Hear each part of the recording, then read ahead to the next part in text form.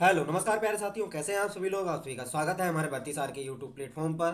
तो जैसा कि आप लोगों को पता ही है, हमारी RPF constable and UP police constable exam को टारगेट करते हुए हम लोगों ने जीके जीएस की प्रैक्टिस सेट सीरीज डिजाइन की है। तो उसी का आज प्रैक्टिस सेट नंबर 5 है। जिन लोगों ने हमारे प्रीवियस लेक्चर नहीं देखे वो हमारी प्लेलिस्ट को फॉलो कर सकते हैं। तो चलिए आज के बेहतरीन प्रैक्टिस सेट में आप सभी का स्वागत है। बिना किसी देरी के हम लोग आज का प्रैक्टिस सेशन स्टार्ट करते हैं। तो आज का क्वेश्चन नंबर 1, माओरी लोग निम्न में से किस देश के निवासी हैं। जो माओरी जनजाति है वो किस देश की मुख्यतः निवासी है। तो ये है न्यूजीलैंड की। ऑप्शन नंबर सी इसका राइट आंसर हो जाएगा। माओरी लोग जो है ये मुख्यतः न्यूजीलैंड के मूल निवासी हैं। ठीक है, जो कि 1300 ईसा पूर्व से पहले किसी समय डोंगी यात्राओं की कई लहरों में न्यूजीलैंड पहुंचे थे। तो इसका राइट आंसर हो जाएगा option number C. Next question हम लोग, क्वेश्चन नंबर 2, भारत छोड़ो आंदोलन के दौरान गांधी जी ने करो या मरो का आह्वान किस स्थान पर दिया था। जो भारत छोड़ो आंदोलन था उस समय जो 1942 में महात्मा गांधी द्वारा करो या मरो का नारा दिया गया था वो किस जगह दिया था।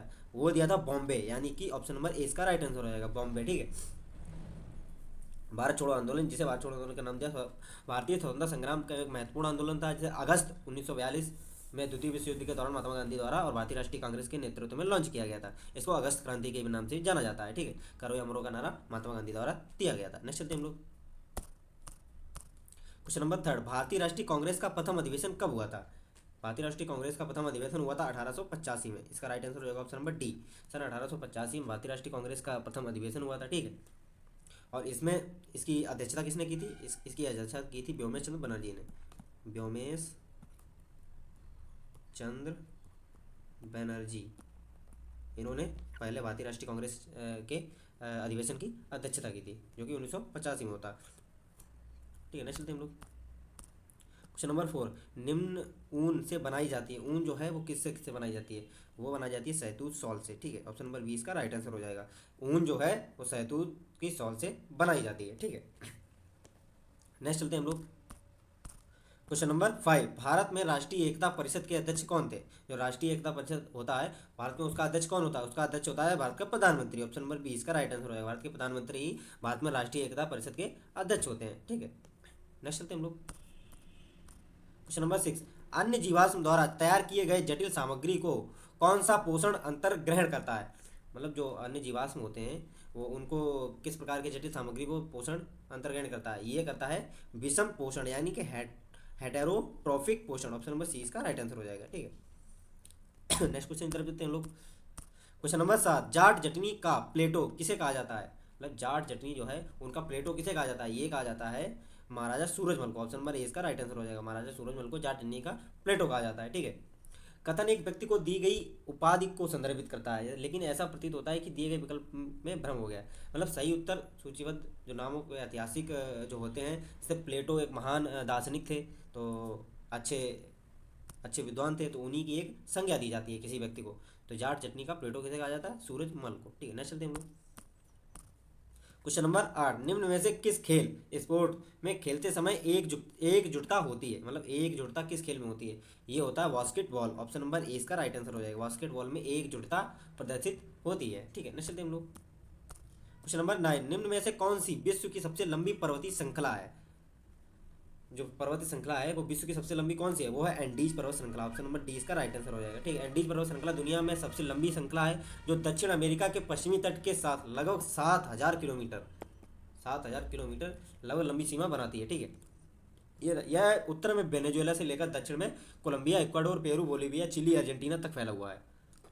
ठीक है, इसका राइट आंसर होगा ऑप्शन नंबर डी। नेक्स्ट चलते हैं हम लोग, क्वेश्चन नंबर 10, अंतर्राष्ट्रीय पुनर्निर्माण और विकास बैंक IBRD किस नाम से जाना जाता है।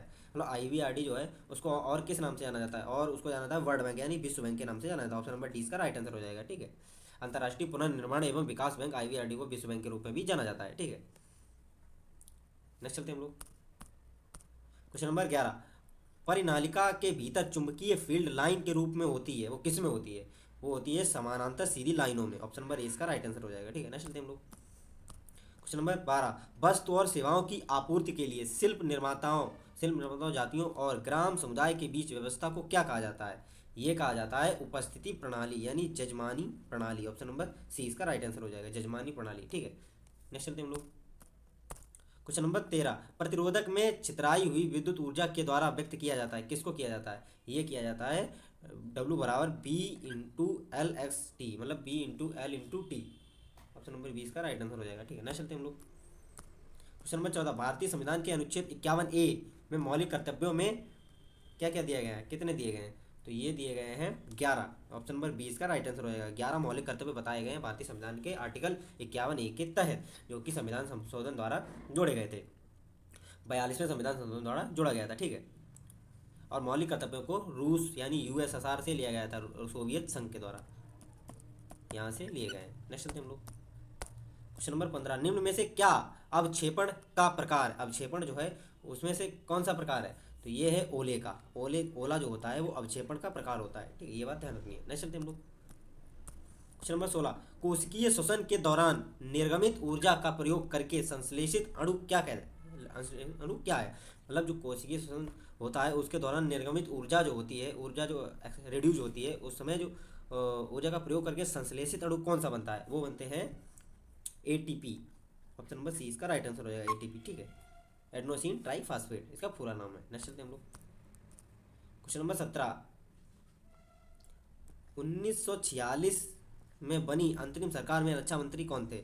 जो 1946 में सरकार बनी थी उसमें रक्षा मंत्री कौन थे? उसमें रक्षा मंत्री थे सरदार बलदेव सिंह। ऑप्शन नंबर 20 का राइट आंसर होएगा। सरदार बलदेव सिंह जो थे वो उस समय 1946 में जो अंतरिम गवर्नमेंट बनाई गई थी उसके रक्षा मंत्री थे। ठीक है, और जवाहरलाल नेहरू जो है अंतिम सरकार में कार्यकारी परिषद के उपाध्यक्ष, और उनके पास विदेशी मामले और राष्ट्रमंडल संबंधी विभाग थे। ठीक है, नेक्स्ट हम लोग। क्वेश्चन नंबर 18, प्रायद्वीपीय भारत में निम्न में से किस नदी का सबसे बड़ा बेसिन क्षेत्र है? यह है गोदावरी का। ऑप्शन नंबर ए इसका राइट आंसर हो जाएगा। गोदावरी नदी जो है इसका प्रायद्वीपीय भारत में सबसे बड़ा नदी बेसिन क्षेत्र है। ठीक है, गोदावरी जो है सूचीबद्ध नदियों में इसका बेसिन सबसे बड़ा है। इसकी लंबाई और विस्तार के कारण इसे अक्सर दक्षिण की गंगा या दक्षिण गंगा कहा जाता है। यह महाराष्ट्र से शुरू होकर मध्य प्रदेश में बहती हुई और बंगाल की खाड़ी से मिलने से पहले तेलंगाना, आंध्र प्रदेश, छत्तीसगढ़ और उड़ीसा से होकर गुजरती है। ठीक है, नेक्स्ट हम लोग। क्वेश्चन नंबर 19, पेट्रोलियम के कच्चे पदार्थ का उपयोग करते हुए सभी सिंथेटिक फाइबर कई प्रक्रियाओं द्वारा तैयार किए जाते हैं, उन्हें क्या कहते हैं? उन्हें कहते हैं पेट्रोकेमिकल्स। ऑप्शन नंबर डी इसका राइट आंसर हो जाएगा। ऑप्शन नंबर डी इसका राइट आंसर होगा। ठीक है, पेट्रोकेमिकल्स। नेक्स्ट चलते हैं हम लोग। क्वेश्चन नंबर 20, भारत में श्वेत क्रांति के जनक कौन है? ये हैं doctor Varghese Kurien. Option number 20 का राइट आंसर होगा। भारत में श्वेत क्रांति के जनक डॉक्टर वर्गीज कुरियन है। श्वेत क्रांति को ऑपरेशन फ्लड के नाम से भी जाना जाता है, ऑपरेशन फ्लड के नाम से भी जाना जाता है श्वेत क्रांति को। सही, ठीक है। श्वेत क्रांति 1970 के दशक में शुरुआत किया गया था इसका, इसके कई चरण चले थे। और एम एस स्वामीनाथन जो है भारत में हरित क्रांति के जनक हैं। हरित क्रांति के जनक हैं एम एस स्वामीनाथन। और हरित क्रांति के जनक हैं विश्व में विलियम नॉर्मन बोरलॉग। नॉर्मन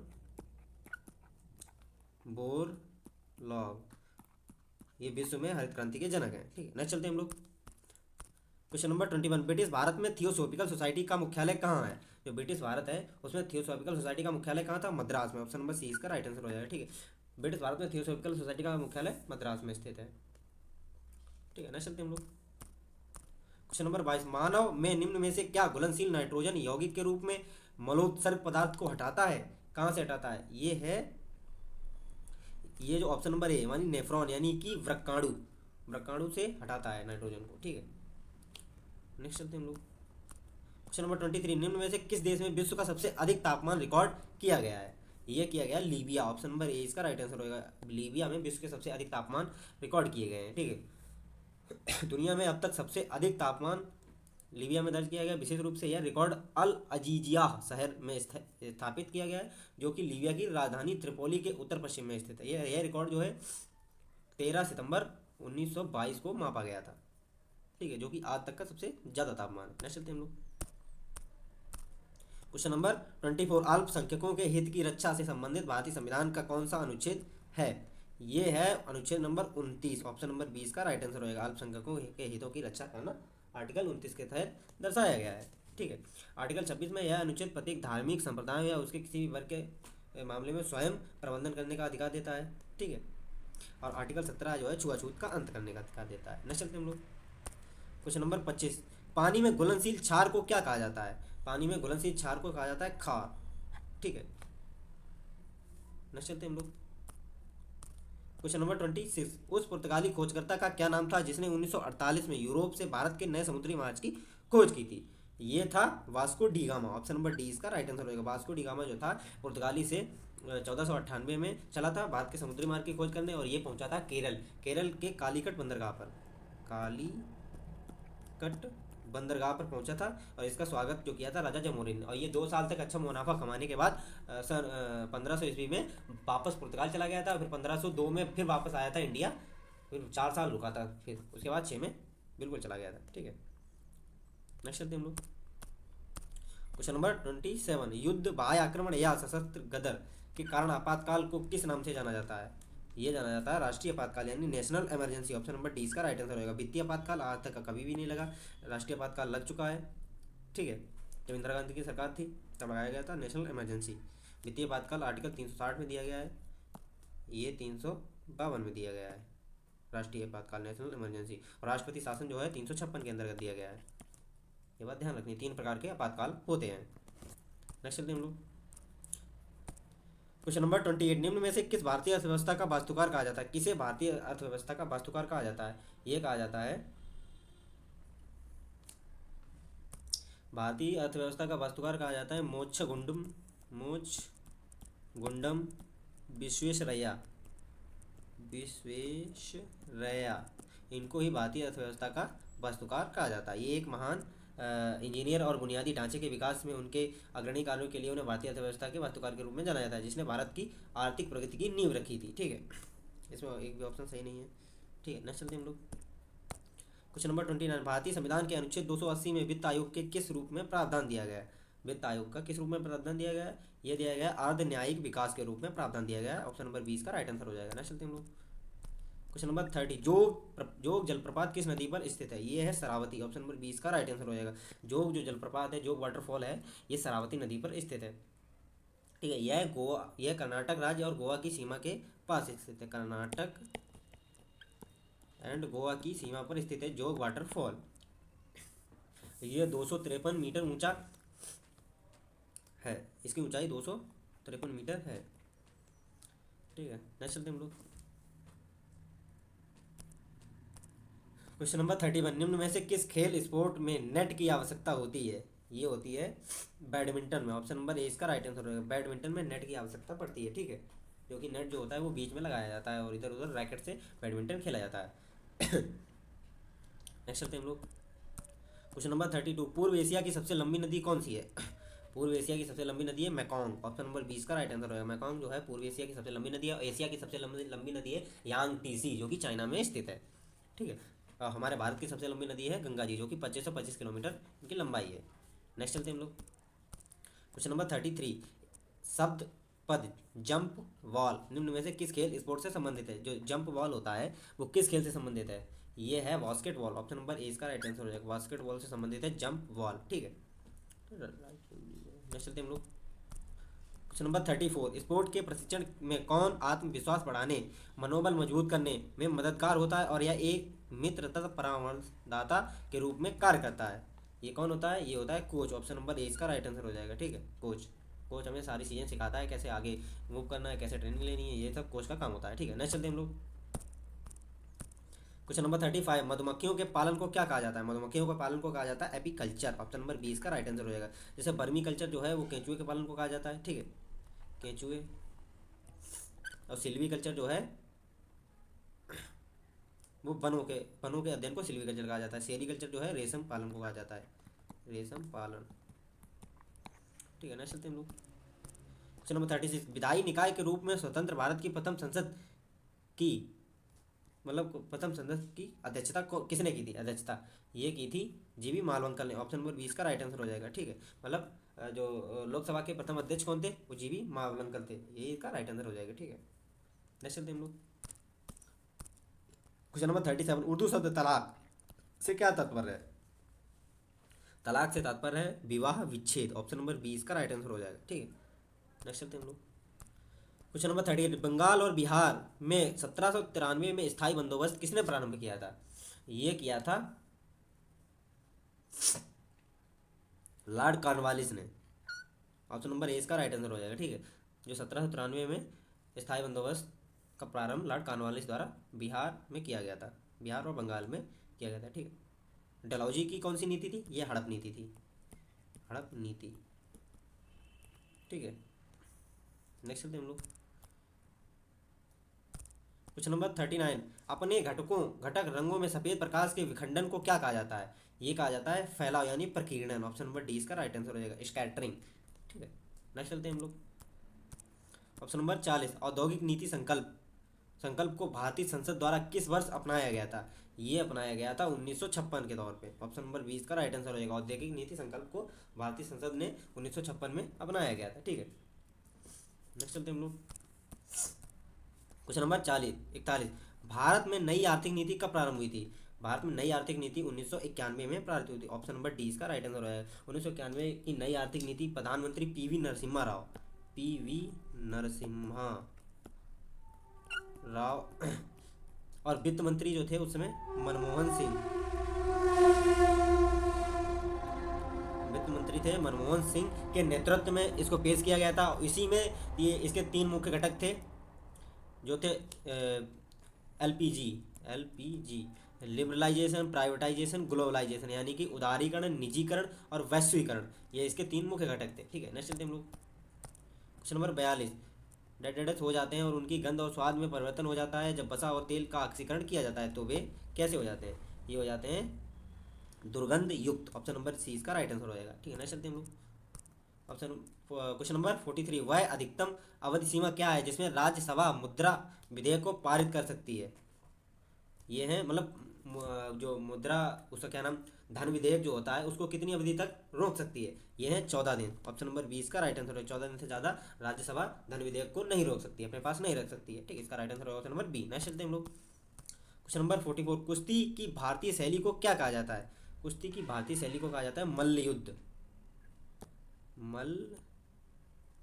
युद्ध। कुश्ती की भारतीय शैली को कहा जाता है। ऑप्शन नंबर 20 का राइट आंसर हो जाएगा। ठीक है, नेक्स्ट चलते हैं हम लोग क्वेश्चन नंबर 45। भारत के संविधान में वर्तमान में कितने भाग हैं?